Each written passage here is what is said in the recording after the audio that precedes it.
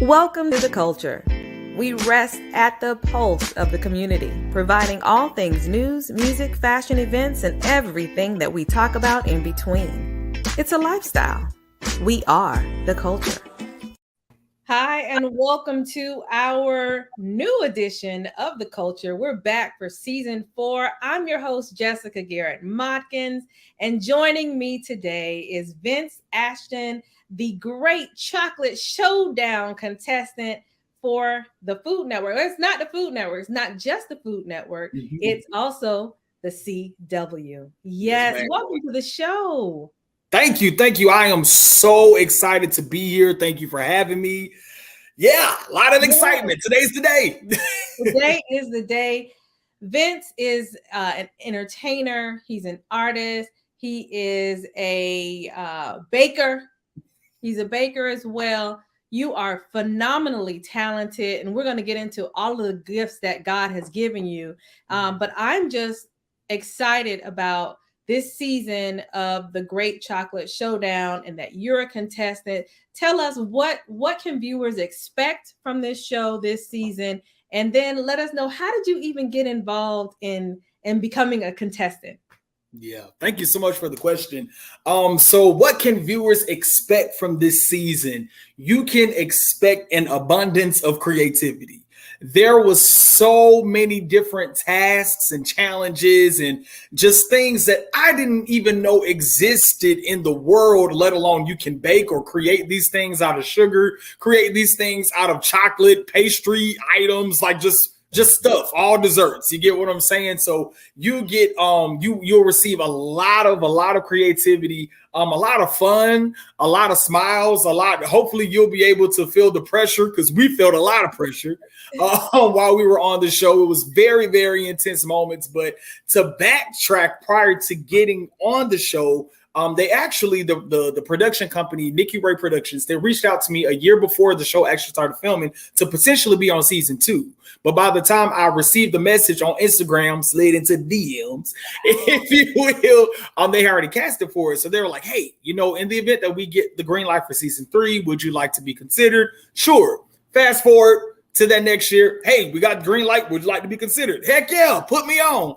Now, I didn't realize what I was walking myself into, because it really was like a challenge before we even got to Canada. So basically, beyond the great personality and the swag and everything you have to do with the interview process and all the Zoom calls and all those things that I had to do, they wanted to make sure that I could bake things outside of cheesecakes. Now, I am a cheesecaker. I have a cheesecakery here in Atlanta called It's a Cheesecake. And that's primarily all that I was baking at that time. But I really, really wanted to be a part of this amazing opportunity. So I enrolled in YouTube University. And I got every single recipe. I was baking cookies, blondies, cakes, pies, scones. I mean, I was at Publix and Kroger around the hour. My entire kitchen just looked like a full-out bakery. And I had to submit photos and videos of all the stuff that I was baking, submitted to them. They loved it. Got the green light. Boom. Flying you out to Toronto. And there I went. Wow. Now, I'm sure that with all of these different dishes that you were baking, you were handing them out to friends. And then I think that's kind of how you got involved in all of this baking. Tell us about that. Yeah, you're actually right. You are 1,000% right. To go back to how I just initially, got into baking with It's a Cheesecake. My friends randomly threw a potluck on a Sunday, and they were like, hey, potluck, everybody bring a meal. I was going to cheat and get a Chick-fil-A nugget tray, but Chick-fil-A closed on Sundays. So luckily I was talking to a good friend of mine, Calvin. He does my photography. He was like, hey, didn't some time ago you bake some cheesecakes before? And I was like, sure. So I went to Kroger, and that night I made a peach cobbler cheesecake, a salted caramel macchiato cheesecake, and a triple berry white chocolate cheesecake.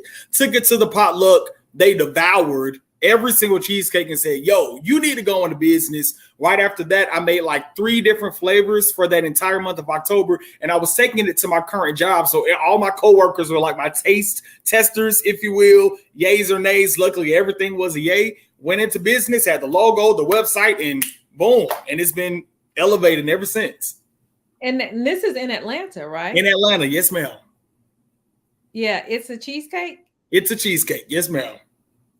Awesome, awesome. Because I saw an article in a magazine of all of the beautiful things that you create. So the next time that I'm in the beautiful city of Atlanta, I'm gonna have to go on ahead and be able to try one of these great dishes that you create. Now let's go back to the show.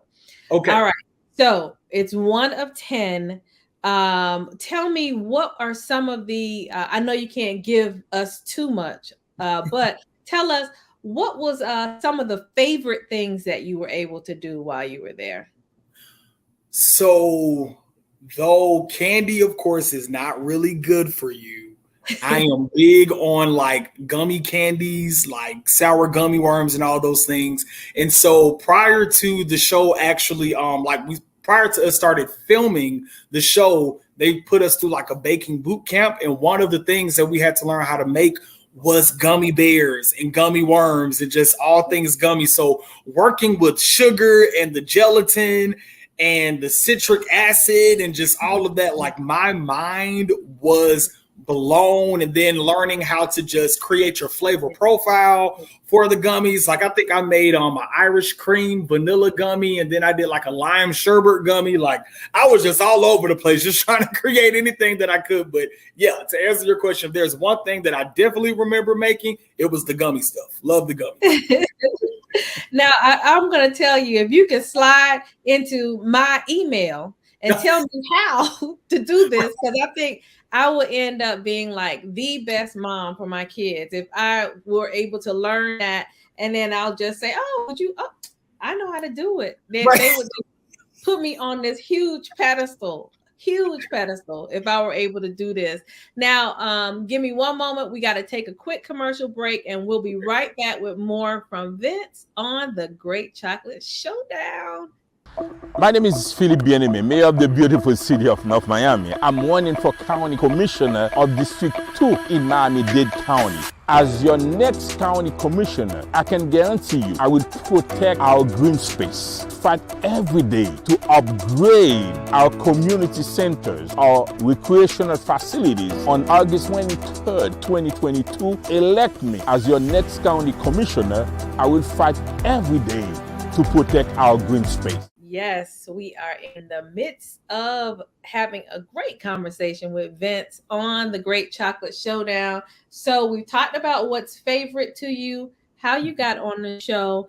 I want to know, which I know you can't tell me if you won or you didn't, but what I do want to know is, if you were to win, what does the winner get other than bragging rights? We know and we love bragging rights, but is there something else that they're able to achieve?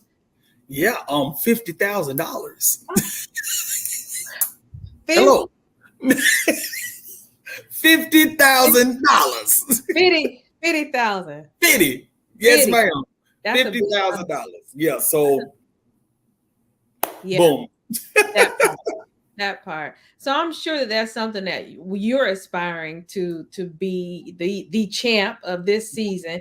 But I also know that it took you some other things to get there. You are, in addition to a baker on this show, you own It's a Cheesecake. Mm-hmm. And then you're also an artist. You're a singer with a beautiful voice. Please tell us, how did you get into the singing industry? Thank you so much. So I feel like just the one of the classic stories growing up in church, you know, your grandma put you in everybody choir, children's ministry, all those things. So I just remember growing up listening to John P. Key and Fred Hammond and Yolanda Adams, and just using the remote as the microphone, singing all around the house. And again, going into the church youth choirs. And once I sort of got into, I guess we could say, the adolescent years, the teen ministry at the church I attended at the time was very pivotal and essential, and just me wanting to be an artist. Shout out to Canton Jones. That's like my musical father right there. I want to say maybe 14, 15 years old. He was very adamant with all of us that he taught about just knowing your voice, knowing who you are. If you want to be an artist, knowing your artistry, what does that look like? What is your sound? What is your swag? Putting us through just different things of artist development and creative development. And that just really molded me and just built me into the artist and the vocalist that I am today. So yeah, I will have to say it definitely started in church, of course. Awesome.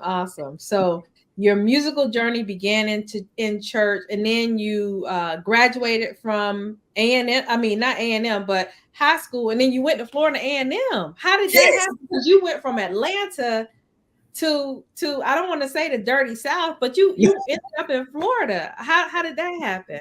Tallahassee. Right, Tallahassee. Hills, Tallahassee. Right, come on, Rattlers, come on. Well, see, I'm not going to do all of that. We're not going to go into what is the best HBCU.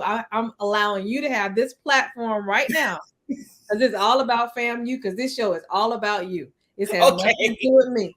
But I'm telling you, my school is just all in my soul, and it just wants me to just talk about it right now. And I keep trying to say, this is not about me. So how did you end up there? How did you end up at FAMU?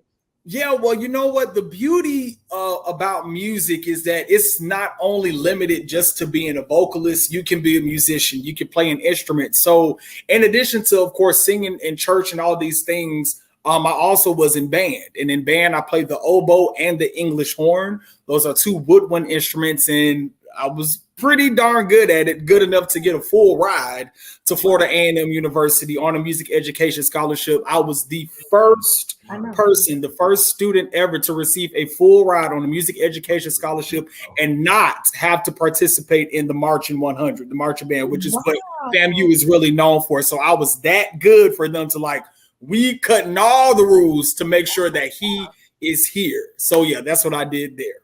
Well, wow. Congratulations. I mean, you have just blazed a nice trail for you. And now I'm not certain as to if the people that are in your sphere, if they really understand and see how God is just moving through you to show that you don't have to put yourself in a box. Be open to change, to doing things different, and in those different places, you're still gonna shine. You're still gonna be big. I love it. You have an awesome story. Thank you. Story. Now tell everybody how they can see what you're doing right now in your journey as a contestant on the Great Chocolate Showdown. Where can they catch you? What are the networks? What time and what day?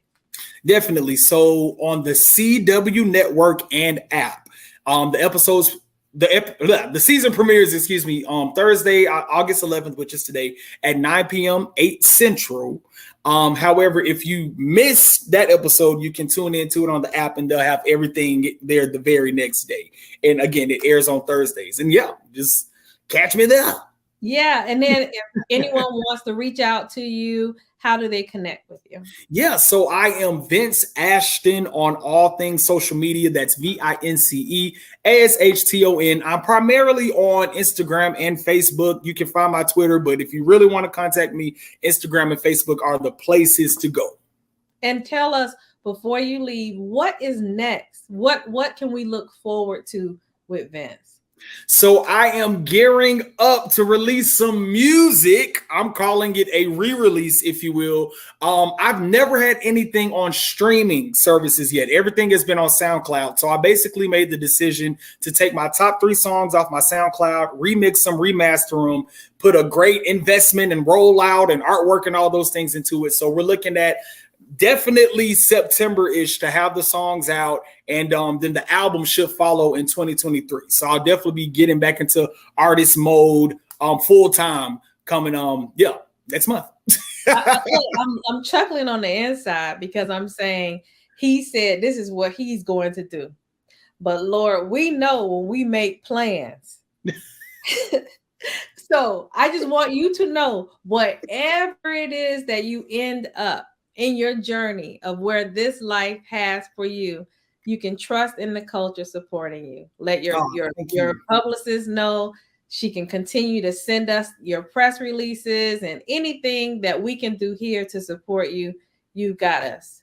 Wow, thank you so much. I really, really appreciate that. And thank you so much for just having me on your platform and just sharing this opportunity with me. And I just pray nothing but the best for you. I pray that this is a phenomenal, restless, effortless season, that you just reach the extraordinary heights and that you just walk in the victory and rest in the victory that God has already provided. And it's already a success. Just walk in it. Just live it. Live in the abundance. Amen. You got it. Amen. And thank you all for joining us for another edition of The Culture. Tonight, come back at 6 p.m. for My 2 Cents. You know, all of those guys, they're coming back. Yep. The season premieres tonight at 6. And if you're unable to catch us online, check us out at Video Mix TV on Sunday night. We'll see you next week. The Culture is produced and owned by the Culture Media Group and cannot be reproduced or broadcast without written consent. All rights reserved 2022.